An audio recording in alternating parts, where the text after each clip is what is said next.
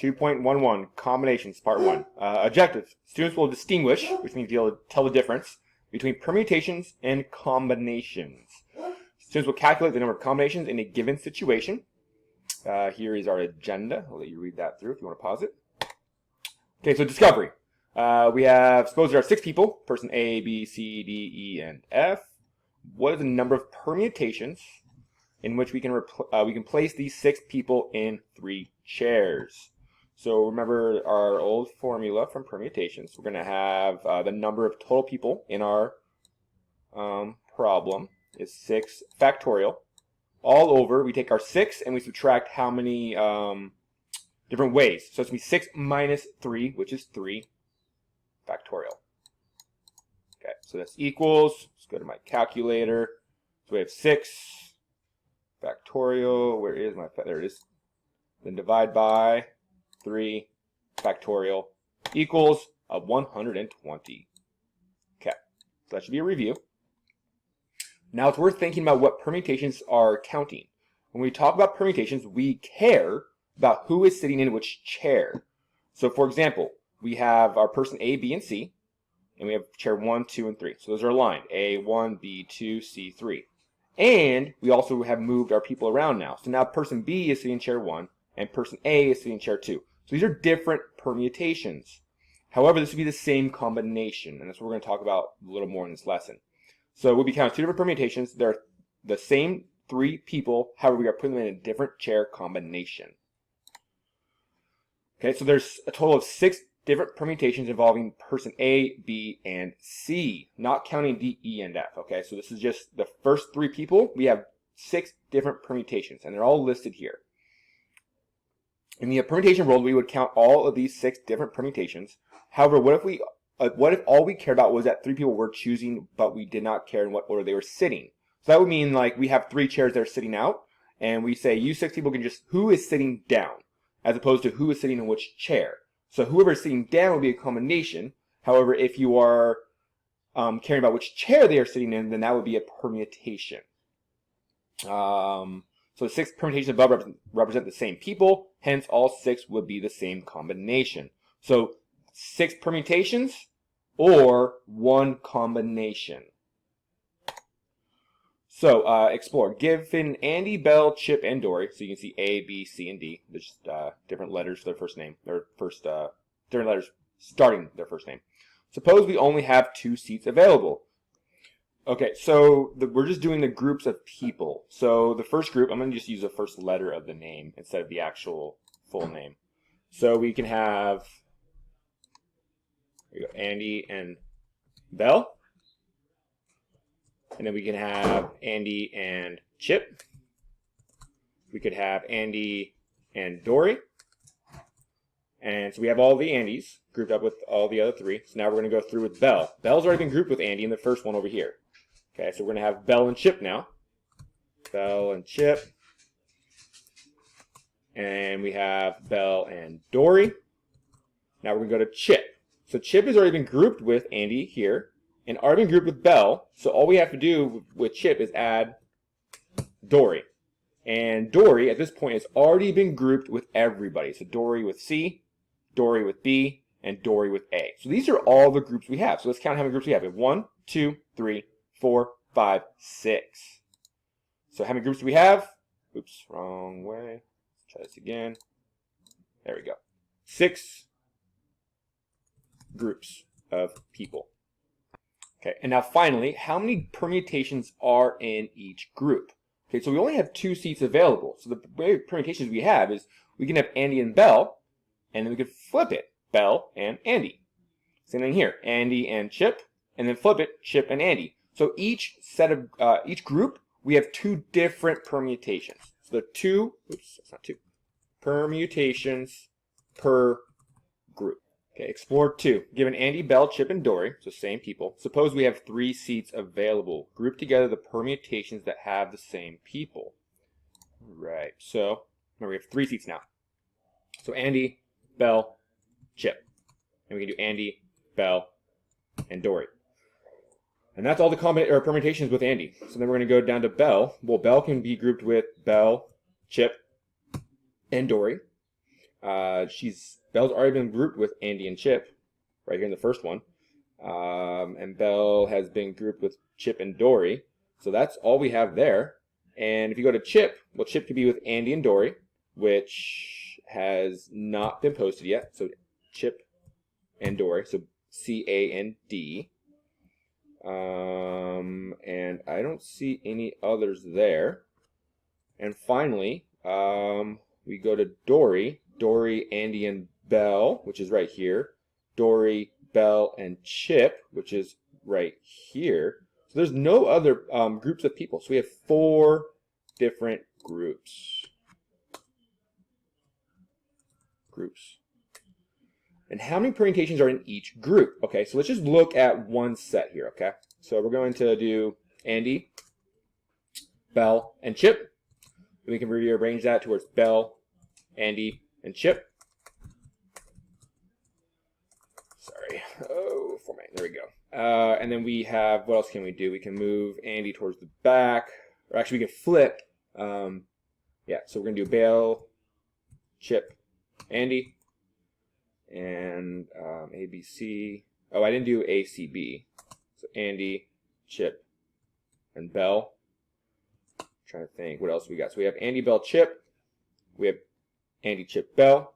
And we have B first. So we have Belle, Andy, Chip. Then Belle, Chip, Andy. And then if we could do Chip first. So we have Chip, Belle, Andy. And then Chip, Andy, and Belle. So if we look at it, we have Andy starting twice, Belle starting twice, and Chip starting twice. So we have 1, 2, 3, 4, 5, 6. So we have 6 permutations per group. So what is the relationship between the number of permutations and the number of groups? So if we have 6 permutations per group, and the number of groups, we're going to do 6 times 4, which would give us 24 possible options for permutations. However, the groups is actually how many combinations we have. So permutations, there's going to be 6 times as many permutations versus 4 combinations. Okay, so here is the first part. I believe this is labeled wrong. This should be lesson 11. Combinations part 1. So combinations of n objects taken r at a time. So here's our formula. So before we had NPR for permutations.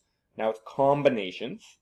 N over r. So that part's very similar. The only difference in the formula is that we're actually going to be dividing by our r factorial, which is how many we take per time. So our number will become smaller. So let's do this real fast with our first question. Let's do the second one, actually. We're going to do it this one, 24. See if we get the same answer. So we have, I'm going to do permutations first.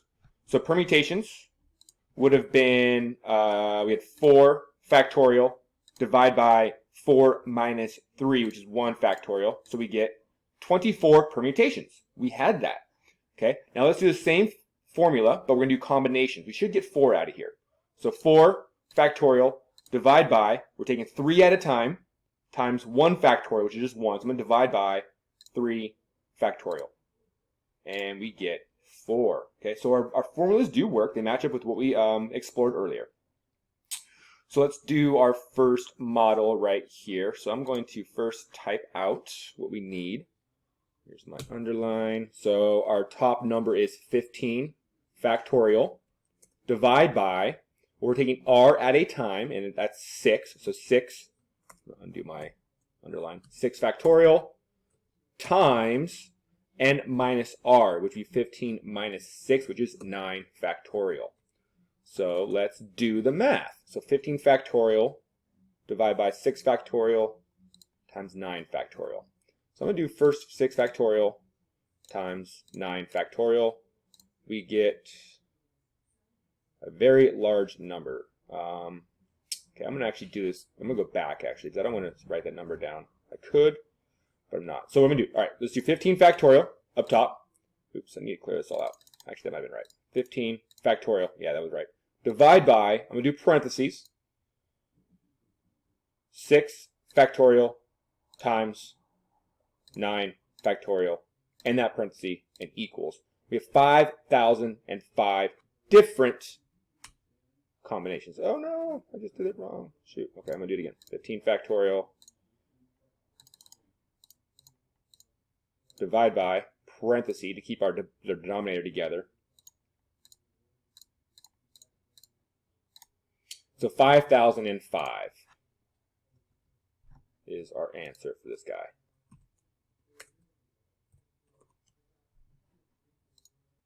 All right, our next question, we basically just have two combinations being multiplied by one another. So I'm going to do the first one first. So 10 C6, which is 10 factorial up top, divide by 6 taken out of time, times 10 minus 6, which is 4 factorial.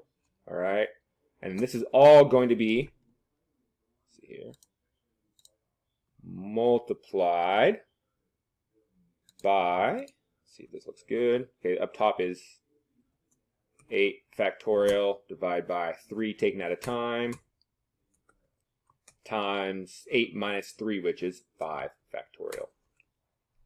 So let's do these one at a time. Go into our calculator. So up top is 10 factorial, divide by parenthesis to keep these together in the bottom, 6 factorial times 4 factorial, parenthesis, equals, we get 210 on this side, so it's 210 times, and now we're going to do the other one, 8 factorial, divide by, parenthesis, 3 factorial times 5 factorial, close parenthesis, equals 56. And I'm going to do the math real fast right here because I have it already in the window. So 56 times 210 equals that number. So go back to our question. So it's 56 in here. Oops, equals, what was the number? 11,760. All right, so we have a U-try. So this is just simply putting the numbers, write the formula for 12C9. Okay, so it's asking which one's the right answer. Is it A, B, or C? So A is actually the permutations, right? Because you take 12 factorial and you divide by how many you take at a time. Actually, no, that's wrong. Sorry, I misspoke. So the permutation would have been 12 factorial, divide by, we do 12 minus 9, which would be 3 factorial. So if we're doing permutations, that would be the answer. So B is the right answer for permutations. And then if we're doing combinations, remember we have up top, we have the number we have total, divide by how many we take at a time, which would be 9 factorial, times 12 minus 9, which is 3 factorial. So you should get 12 factorial times 9 factorial, sorry, divide by 9 factorial times 3 factorial. I'm doing the calculator one more time so we can see how we do this. So 12 factorial, divide by parenthesis, 9 factorial times 3 factorial, close parenthesis, equals, this would be equal to 220. Is that right? Yeah, 220.